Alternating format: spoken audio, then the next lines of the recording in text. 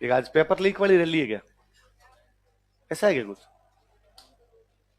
क्या कोई नारे वारे लग रहे हैं ना? हाँ, वो रैली है ना पेपर वाली? क्या है तो? और तो क्या है? हाँ, या और कोई शोभा यात्रा टाइप का कुछ निकल रहा है? हाँ? बंद करो बंद करो फिर वही पेपर वाला अब। हाँ, कई बार लोग मेरे कहते रहते हैं इधर पेपर लीक के खिलाफ क्यों नहीं बोलते फलान ढिंगड़। मुझे लगता है यार पेपर लीक सरकार की समस्या कम है, समाज की समस्या ज्यादा है। ये हमारा मोरल डिक्लाइन है ना, ये हमारा नैतिक पतन है कि हम इस हद तक गिरे हुए लोग हैं अब कि अब हम पेपर आउट करवा रहे हैं। और कोई भी आदमी इस मामले में तब तक ईमानदार है जब तक उसको पेपर नहीं मिल रहा।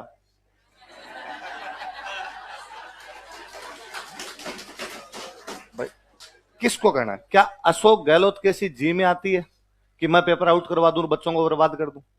आपको तनिक भी ऐसा लगता है? अशोक गहलोत में मैं कहता हूं सचिन पायलट बन जाए या वसुंधरा जी बन जाए या गुलाब चंद जी कटारिया बन जाए, तो क्या इनके दिमाग में से आता है कि इस बार पेपर आउट करवा के सारे बच्चों को बर्बाद करें?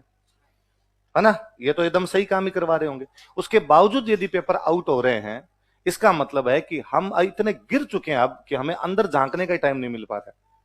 हम सारे प्राप्त करना चाहते हैं पेपर। यदि किसी के पास पेपर नहीं आ रहा है ना, तो इसका मतलब उसकी अभी तक अपॉर्चुनिटी नहीं है, या तो उसके पास रुपए नहीं है। और रुपए भी हम जमीन बेच बेच के ला रहे हैं। हम कह रहे जमीन बेच देंगे पर इससे रुपए लेकर हम क्या बन जाएंगे? पेपर लेकर ये जो भी नौकरी लगेगी इसके अंदर हम लग जाएंगे। और इससे भी बुरा ढांचा हमने ये कर रखा है। मुझे कई बार बड़ा अजीब लगता है कि आरपीसी में कोई भी मेंबर बनता है, वो जिस जाति का होता है वो जाति उसको बधाई देती है। किस किस बात की बधाई? इसका मतलब आप साफ साफ कह रहे हो कि हमारी जाति का तो फेवर लेना ही है। अब जब ऐसे आदमियों को आप आरपीसी में भेजेंगे या इस बात पर आप खुश होंगे और फिर आप ये भी चाहते हैं कि आपका सिस्टम फेयर रहे, तो नहीं होगा। जब तक एक एक आदमी फेयर नहीं होगा तब तक फेयर नहीं होगा। गुंडे, मवाली, क्रिमिनल के, लूट के अपराधी को हम गाड़ियों के काफिले के साथ छोड़ के आते हैं और फिर हम ये मानते हैं कि यार ये पेपर लीक जैसी घटनाएं बंद हो जाए। तो पेपर लीक करवाने वाला तो खुद में गिल्ट भी फील नहीं करता। वो कहता मैंने तो मर्डर तो करवाया नहीं, मैंने रेप तो किया ही नहीं किसी का, मैंने तो पेपर ही तो लीक करवाया है। सारे प्राप्त करना चाहते हैं कि कोई सिंगल आदमी ये कह दे कि उसके पास पेपर आ गया और उसने कहा नहीं मैं ईमानदारी से देख के आऊंगा। वही है, वो मैं समझ गया था। कोचिंग के आगे नारे लगाने का मतलब एक ही है।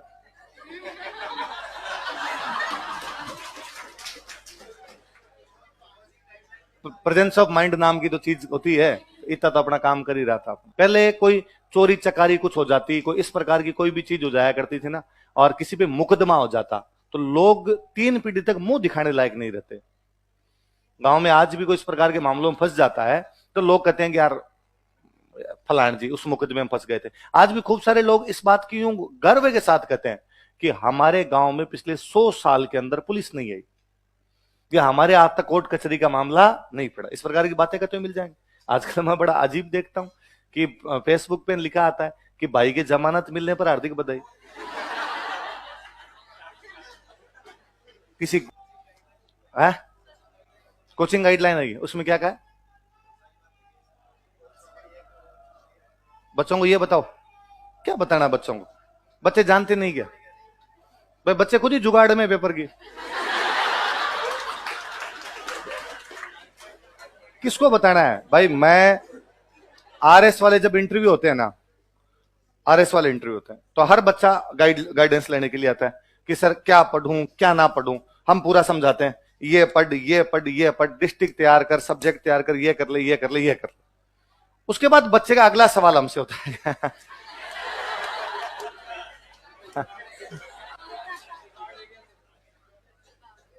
सर कोई है जानकारी में आपके? मैं बाबूजी लंगोट में जींस किन पिरा दे। नहीं है भाई, कोई जानकारी के अंदर नहीं। नहीं सर कोई हो तो फिर इतने स्टूडेंट आके कि सर आप कहते हो कि डिस्ट्रिक्ट तैयार कर लो, सब्जेक्ट तैयार कर लो। मुझे लगता है इससे अच्छा तो कोई मेंबर तैयार कर ले। इस हद तक यदि ये बात मजाक का विषय बन गई है तो नहीं रुकेगी, सरकार कुछ ही कर ले। भाई सरकार पहले क्या सेंटर पे नकल होती, सेंटर पे नकल होती। होता ये कि भाई ये हमारे टाइम तक मेरा देखा हुआ था कि हमारे साथ वाले खूब बाद में कहते कि हमने 10 लोगों ने एक साथ फॉर्म भरा, 10 लोगों ने एक साथ फॉर्म भरा, आगे पीछे रोल नंबर है और एक दूसरे नकल कर ली, प्री में बता दिए, मेंस में बता दिए। पर ये नकल 1%, 2%, इतने 1% भी नहीं थी, 0.1% था। ऊंट के मुंह में जीरा चित्ती। 10 लोगों का आगे पीछे रोल नंबर है और क्लास में बैठ के कितने पूछ सकते हो? वो भी तब पूछ सकते हो जब क्लास में ड्यूटी किसी टीचर की है, मैडम आ जाए तो वो भी नहीं करने दे, है ना। मैडम इस मामले में खतरनाक पड़ती है, वो इधर से उधर नहीं देखने दे। मेरा आरएस वाले एग्जाम में तो मेरा देखा हुआ है कि जब भी कोई पुरुष टीचर आता, भाई टीचर आता, तो वो थोड़ी देर खड़ा रहता, नकल मत रहो, ये वो आधे पौने घंटे बाद एप्लीकेशन में साइन करवाने के बाद वो कहता कि मैं बाहर बैठा हूं, तो आएगा तो मैं कर दूंगा। चुपचाप करना, शोर नहीं मचाओगे यार, तुम शोर मचा देते हो। और मेड में सारी खोड़ ली होती, ऊपर खड़ी देते, अपना भविष्य बर्बाद कर रहे हो, लोगों का भविष्य बर्बाद कर रहे हो, क्या तरीका।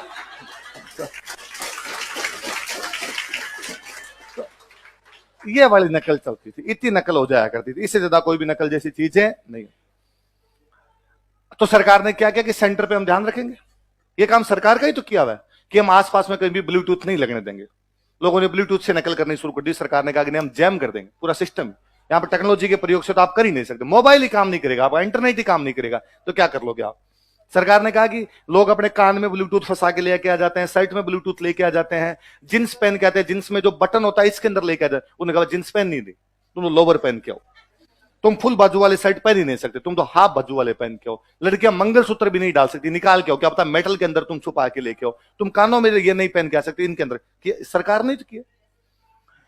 अब यदि आपका कोई आदमी अंदर से ही पेपर आउट कर दे रहा है, क्या करे सरकार, कहां कैसे बच सकती है सरकार, क्या कर सकती है इसमें।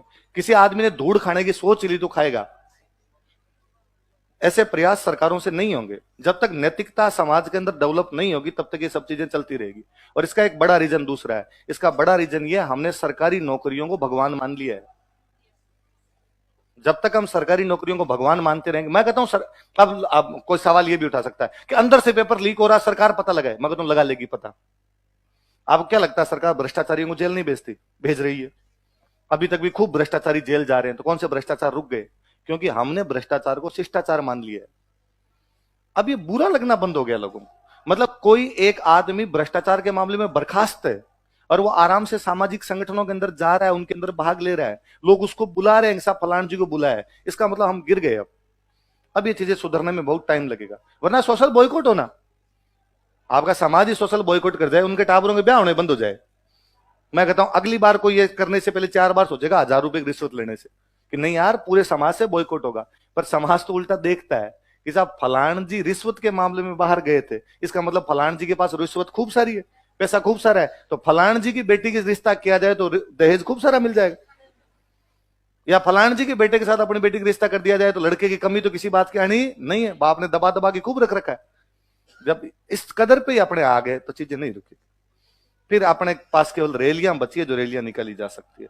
मुझे सरकारों से ज्यादा दोष हमेशा समाज का ही लगता है इसमें। सरकारें चाह के भी कुछ नहीं कर पाएगी, सरकारों की जितना आत्मीयता वो कर रही है। कई बार अपने देखने को भी मिलता है कि यार पेपर तो आउट करवा दिया आपने आरपीसी से, पेपर तो आउट करवा दिया आपने प्रिंटिंग प्रेस से, और टाबरों के फालतू में कह रहे हो कि हम आस्तीन काट देंगे तेरी। फुल बाजू कोई पहन के भी चला गया तो कैंची लेके वहां खड़े रहते हैं, वहां पे काटते रहते हैं कि नहीं ये नहीं आने देंगे। गर्ल्स को भी सर्दियों में कहते हैं कि नहीं ये नहीं पहने देंगे, वो नहीं पहने देंगे। ये सब प्रकार की चीजें इस प्रकार की। पर क्या हो जाएगा इससे?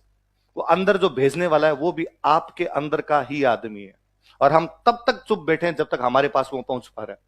हम जितने भी हो हल्ला मचा रहे लोग हैं वो है जिनके पास ये चीज नहीं पहुंची। अब honesty is lack of opportunity है।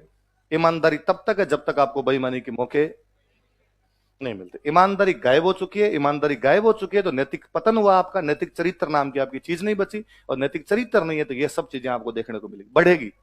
और सरकारें जोर लगा ले अपने कानून कितने कठोर बना दे, ये और बढ़ेगी।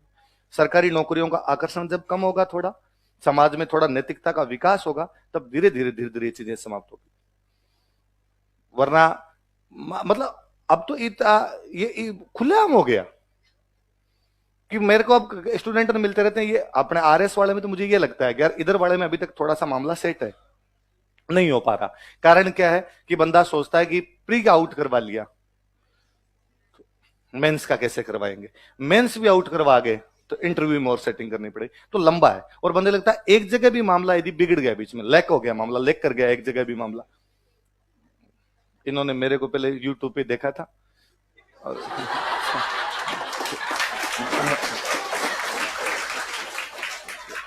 इनके कईयों के वो है, वही है।